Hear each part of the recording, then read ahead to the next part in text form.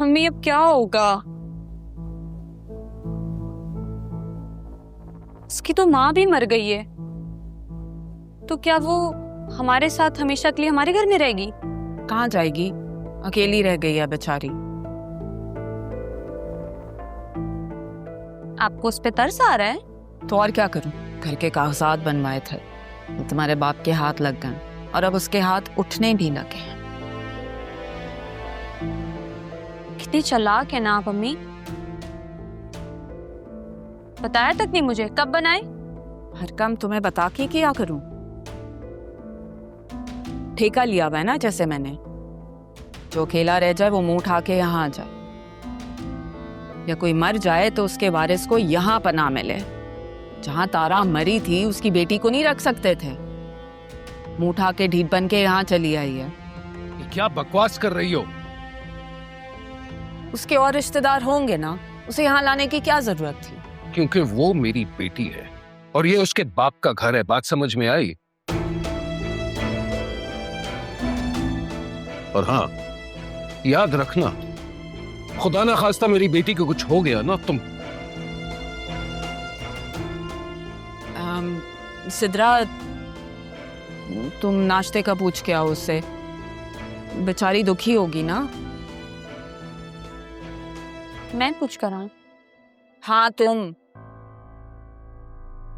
तुम्हारे बाप का खून है और बहन है तुम्हारी।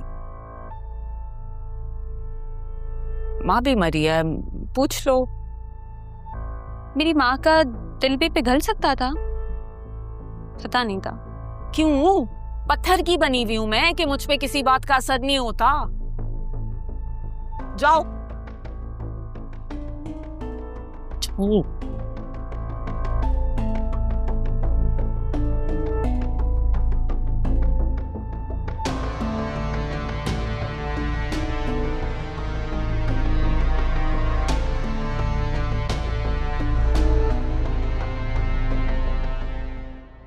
या रफीक, कॉलेज की कैंटीन में हम चाय के कप और समोसों के साथ इंसाफ करते हुए कानून बनाने के ख्वाब देखा करते थे। तब हमें क्या पता था कि वक्त हमें इस तरह से एक दूसरे के सामने ला बिठाएगा। आज तुम बैरिस्टर हो और मैं डिप्टी कमिश्नर। हाँ यार, पता है मैं सोचा करता था कि मैं वकालत करूंगा, बड़ा नाम करूंगा। ये हुकूमत, ये सियासत, ये तो मेरे ख्वाबों से भी बहुत दूर था यार। यार रफीक, वक्त ने बड़े पत्ते खेले हैं और आज हम बैठकर उसी वक्त को याद कर रहे हैं। लेकिन एक बात मैं कहूं कि वक्त ने हमारी दोस्ती का पत्ता नहीं बदला। मेरा ख्याल है शायद वक्त बदलना भी नहीं चाहता है। यही वजह है कि आज इतना अरसा गुजरने के बाद हम वही एक दूसरे के सामने बैठे हैं जैसे जवानी में बैठे होते थे। यस, कम इन।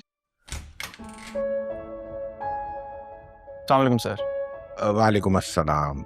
वालेकुम अस्सलाम। अरमान, आओ प्लीज बैठो।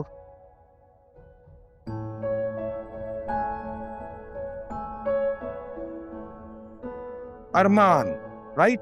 सैफुर रहमान के पास होते हैं ना? जी सर, मैं वही अरमान हूँ।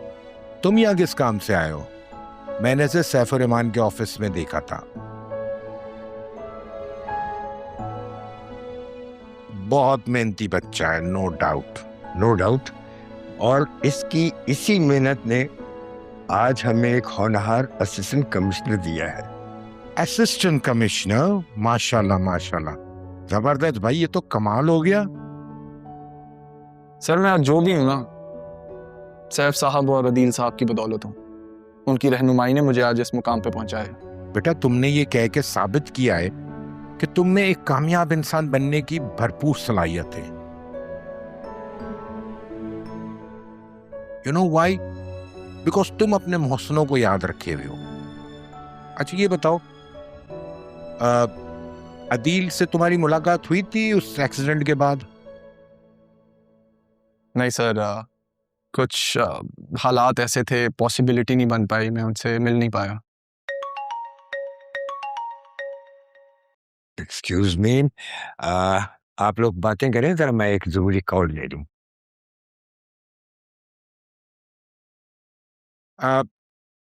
मैं गया था सैफ के ऑफिस अदील से ताजियत करने के लिए। एंड यू नो व्हाट, वहां अदील का दामाद और उसके बाप से मुलाकात हुई।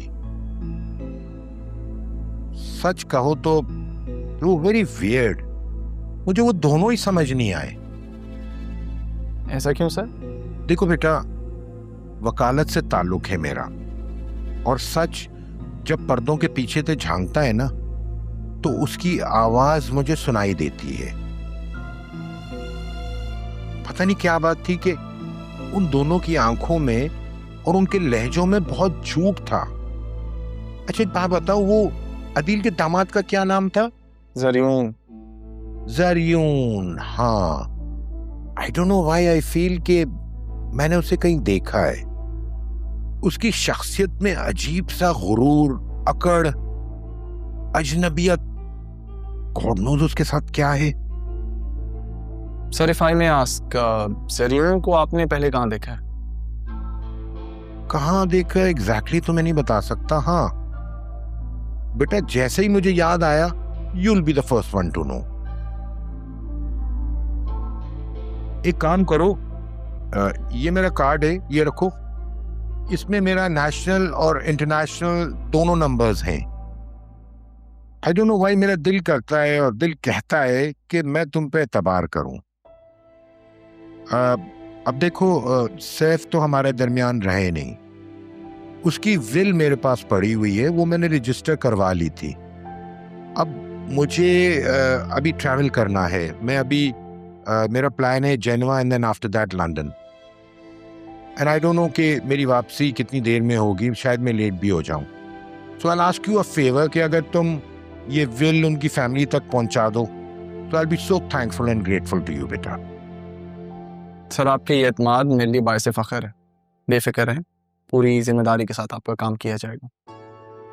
यही अरमान की खूबी है कि जिस काम का जिम्मा लेता है ना, उसे बड़ी जिम्मेदारी से निभाता है।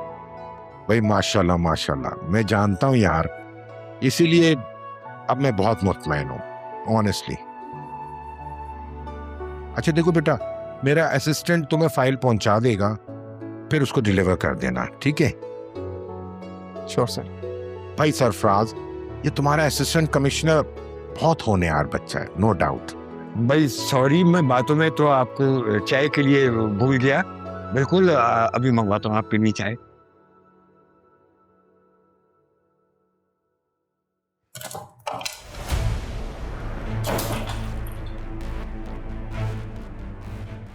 किसके साथ आई थी तुम? अरुण क्या बात है सब? पूछ रहा हूँ ना कुछ।